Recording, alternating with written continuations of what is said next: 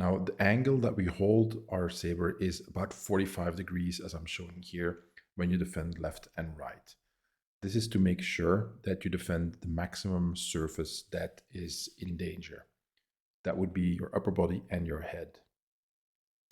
This is too low, this is too high, because that always leaves a specific part open. So here my head is open, and here my lower body is open. You don't want that. So same thing here. This is good, this is too high, this is too low. This is the right position. To get into the position, so that is the application I've shown you before in the video about Pick a Star on the left. Advanced tease genitals can be a follow-up if this fails. So he isn't falling for it. He sees the danger. So what does he do when I try to use my left hand and grab it? He withdraws his weapon. So I miss. Now he could stab me here. So that is the issue. He could counterattack. But he has to take into account that my weapon is in a reasonably good position to strike as well. He's in a little bit better position than I am, but mine isn't horribly either. And as I have prepared beforehand that after raising up the saber in defense, I will bring it around and strike, I hadn't planned on staying with my saber up in this position to begin with, so my movement should be relatively quick. And he has to go back first and then come forward. So this they can, if we're both equally matched, cancel each other out, these two movements. So a safer thing to do for him would be to take a step back and make sure that when I strike, he's out of range. So that's what we're going to simulate. So I am going to strike and I miss. So there's several tactical choices that I made. As soon as I miss with my left hand, either I withdraw, but here I'm already committing to the attack. So you can see that I've already stepped up with my left foot and my weight is going to come forward. So I'm committed to coming forward.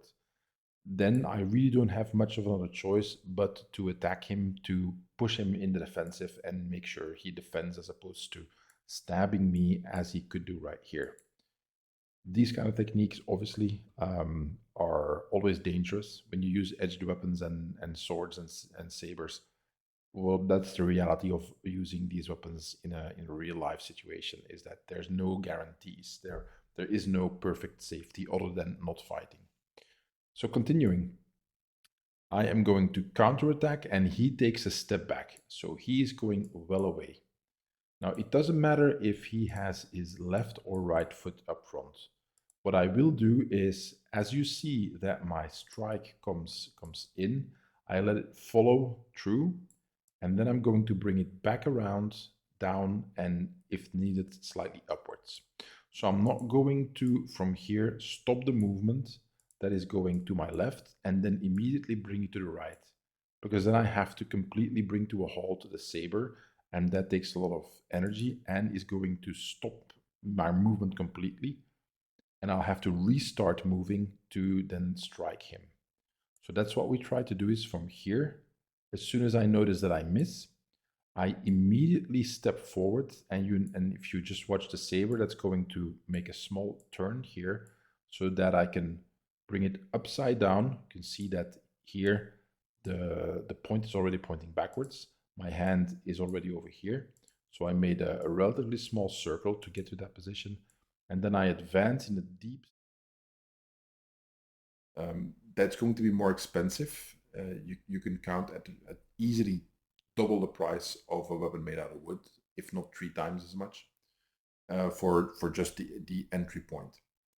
Obviously, metal is more expensive than wood, and manufacturing is more complex. Do not get a wushu sword. Wushu is Chinese martial arts. It's a sport. They're the flippy floppy swords that just have the wavy blades that make a lot of noise. Do not use those. They don't work for our style. Yes, they are often the cheapest metal ones you can find, but they do not work for what we do at all. So please do not get them. You want to get one that has a